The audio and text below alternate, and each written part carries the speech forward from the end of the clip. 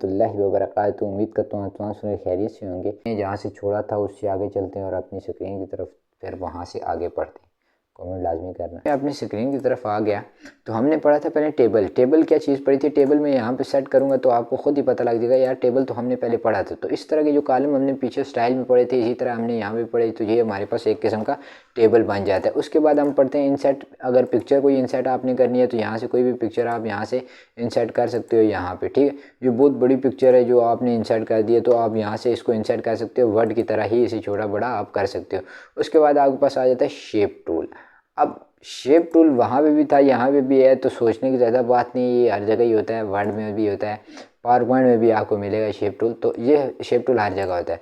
तो ये हमने शेप टूल लगा लिया। अब इसकी फॉन्टिंग स्टाइल ये सारा हमने यहाँ से चेंज करना है तो यहाँ से चेंज कर सकते हैं। अगर हमें यहाँ से इसकी शेप वगैरह कलर देने, ग्रेडियंट्स देने, टेक्सचर देने, तो जो आपका दिल हो यहाँ से आप वो यहाँ से दे सकते हो। अगर शेडो इफेक्ट देने शेडो इफेक्ट दे सकते हो। अगर आपने इसका नॉन कलर करना है नॉन कलर कर दो। तो जो आपके यहाँ से दिल हो, अगर आपने इफेक्ट देने शेडो इफेक्ट जो आपको दिल हो इसके साथ करने का वो आप कर सकते हो। बस ये टेक्स्ट के, ये गलत हो गया मेरे से, ये टेक्स्ट के, ठीक है। तो ये वो आप इसके साथ कर सकते हो, उठा के जहाँ रखना चाहो रख सकते हो। अब मैं इसके बीच में लिखना चाहता हूँ या मैं इसको क्रॉस कर देता हूँ और मैं लिखना चाहता हूँ यार एक बॉक्स में मैं लिखना चाहता हूँ।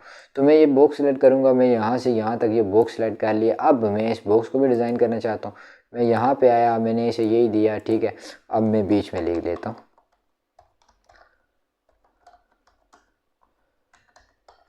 स्कूल आ गई, ठीक है ना। तो अब मैंने ये जैसे ही लिख लिए तो मैं वापस होम पे आऊँगा। मैं इसे सेंटर में कर दूँगा और इसे यहाँ पे करके और इसका साइज़ यहाँ से वो बहुत ज़्यादा बड़ा है, बहुत बड़ा है, बहुत बड़ा है। तो मैं मैक्सिमम 28 रख दूँगा। तो ये आपने यहाँ से इसको साइज़ भी रख दिया, ठीक है। तो ये आप इसके बीच में फिर लिख भी सकते हो और इसे उठा के अगर आप आगे पीछे करना चाहो तो आगे पीछे भी कर सकते हो। एक तो ये बेनिफिट है इसका, ठीक है।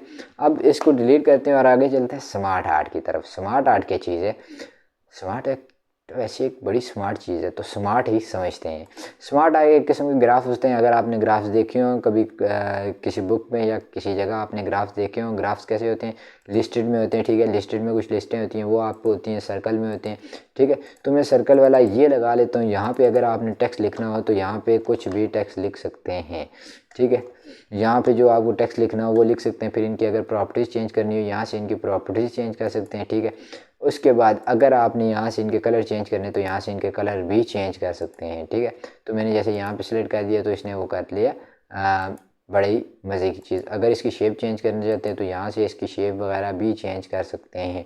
तो जैसे आपको अगर मैं इसकी ये शेप डिलीट कर दूँ, अगर मैं कहता हूँ यार मुझे ये शेप चाहिए नहीं है, अब एक शेप तो मैंने डिलीट कर दी। अब ये दूसरी दो शेप्स आपके पास बचे हैं, ठीक है। तो अब ये बड़े मज़े की चीज़ है, ये आप यूज़ करें। ये देखें मैंने 3D शेडो में लिया है, तो ये बड़े मज़े की चीज़ है।